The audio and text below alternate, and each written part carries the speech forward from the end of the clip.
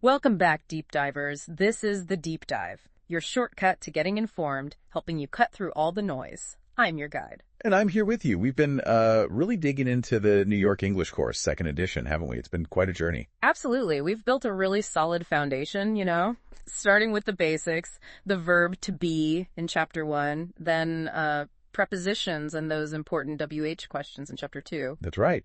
And Chapter 3 gave us the simple present for habits and object pronouns to make things sound smoother.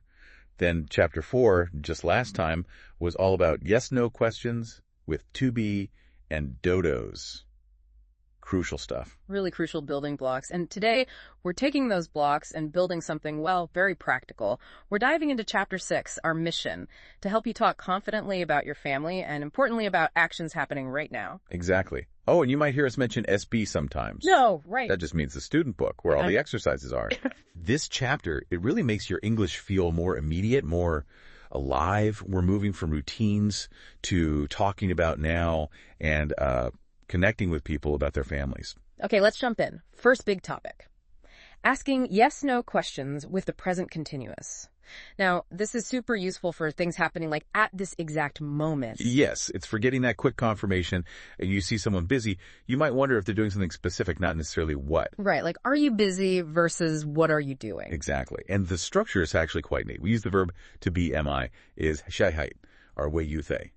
But we just put it at the beginning. Simple inversion. Simple inversion. So instead of you are working, it becomes are you working? And the short answers are super direct. Yes, I am. No, he isn't. Yes, they are. No, we aren't. Clean and simple. That focus on right now is key. Let's think about some real examples, maybe like the ones in the Are You practice on page 66 in the SB. Imagine asking someone, are you watching the new TV show? Or wondering, is Daniel studying right now? You just want a yes or no. Or maybe it's hot. Is your air conditioner working? Yeah. Quick check. Yeah, exactly. Or, are your parents shopping? All about this moment. And this is where sometimes learners get a little confused, Yeah. The difference between WH questions, like from Chapter 2, and these present continuous yes-no questions. Ah, good point. Let's clarify that. Okay, think of it like this. WH questions, what, where, when, they ask for information. Like, what are you doing? The answer is information. I'm working. I'm reading. Right. Details. Details. But a yes-no question using the present continuous, like, are you studying English? It's just asking for confirmation. Yes or no. Just yes or no. Yes, I am. No, I'm not. It's much faster when you just need to check something. That really streamlines conversations. Page 67 in the student book has that practice. What are you doing? Are you busy? It shows this perfectly. Like you see Mr. Evans and Mr. Daniels. If you just want to know if they're free, you ask, are Mr. Evans and Mr. Daniels busy? Helpful. Yes, no answer needed there. Exactly. But if you want the details, you ask, what are Mr. Evans and Mr. Daniels doing? And then you get the full story. Mr. Evans is listening to the radio, and Mr. Daniels is washing clothes. See? Different questions, different kinds of answers. Totally. Same with, what is Tessa doing? The answer is, she is studying. But if you just thought maybe Jake and Dylan were playing basketball, you'd ask, are Jake and Dylan playing basketball? Just need that yes or no. Knowing which question to ask is, pretty important. Very efficient. Okay, so moving from actions right now. Let's talk about family and possessions. Chapter 6 brings in possessive nouns. Ah, yes.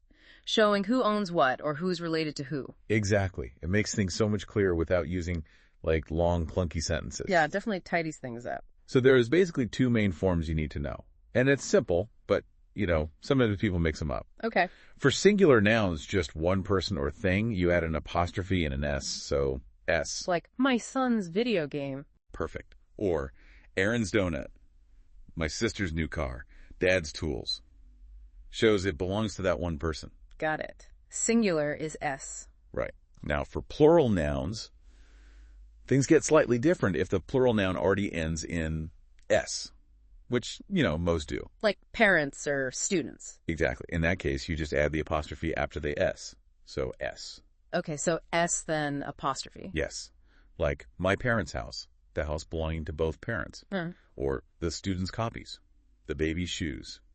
It's a small difference in writing, but important for meaning. That S for plurals ending in S is really useful. I sometimes hear people, even native speakers, get that a bit mixed up. Getting it right sounds, more polished. It really does. Definitely worth practicing. And to talk about family, you obviously need the words Page 65 in the SB lists key family vocabulary. Right, the essentials. Yeah, you have the general ones like parents, children, grandparents, siblings, relatives, and then the specific ones: mother, father, wife, husband, son, daughter, brother, sister. Grandmother, grandfather, grandson, granddaughter. And uncle, niece, nephew, cousin. Phew.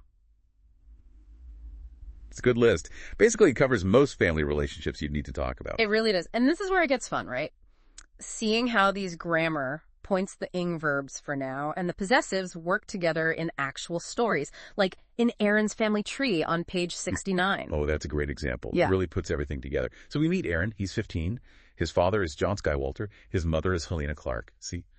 Aaron's father, Aaron's mother, possessives showing the relationship right away. Mm-hmm. Aaron has siblings. Arthur, who's 25, Jake is 20, and Joanne is 10. Yeah. And the story tells us what they were doing. Arthur and Jake, let's see. They were playing video games and broadcasting live on Twitch. Present continuous action. You can almost picture them, right? Headphones on, focused. Totally. And Joanne.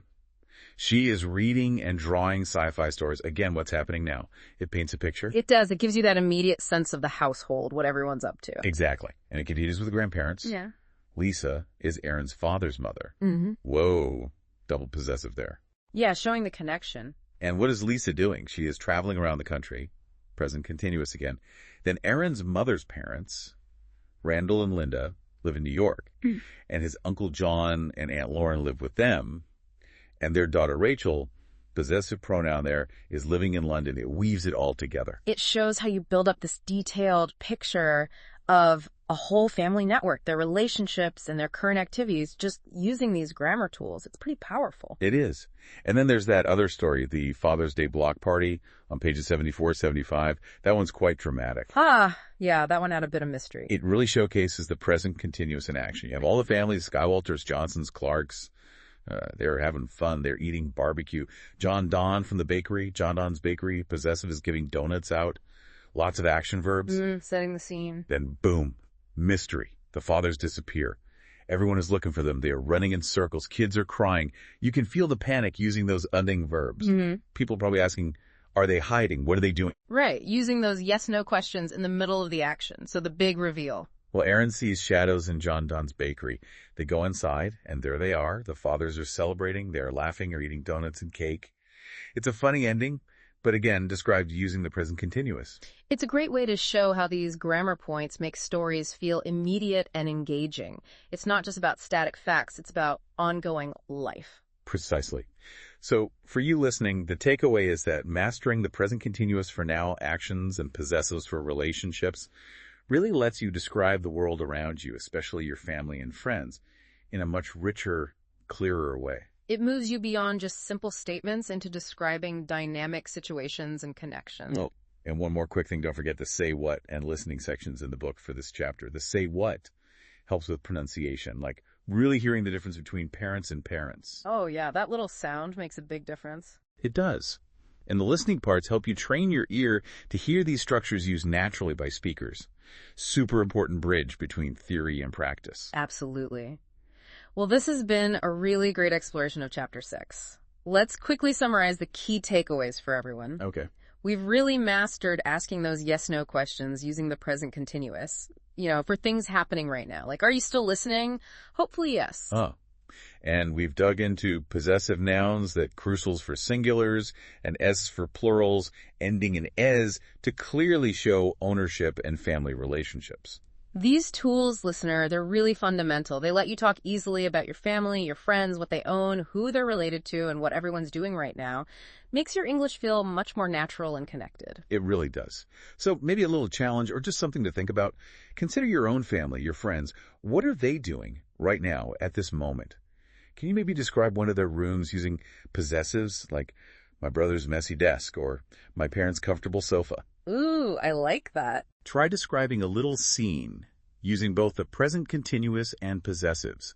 The more you play with it, the easier it gets. That's a great practical challenge. And remember, practice is everything. Don't worry about perfection. We all start somewhere, and learning is a continuous journey. So true. Keep at it. Okay, that wraps up our deep dive into Chapter 6 of the New York English course. Next time, we'll be jumping into Chapter 7. Looking forward to it. Thanks so much for tuning in. Keep practicing, stay curious, and we'll catch you on the next deep dive. Happy learning, everyone.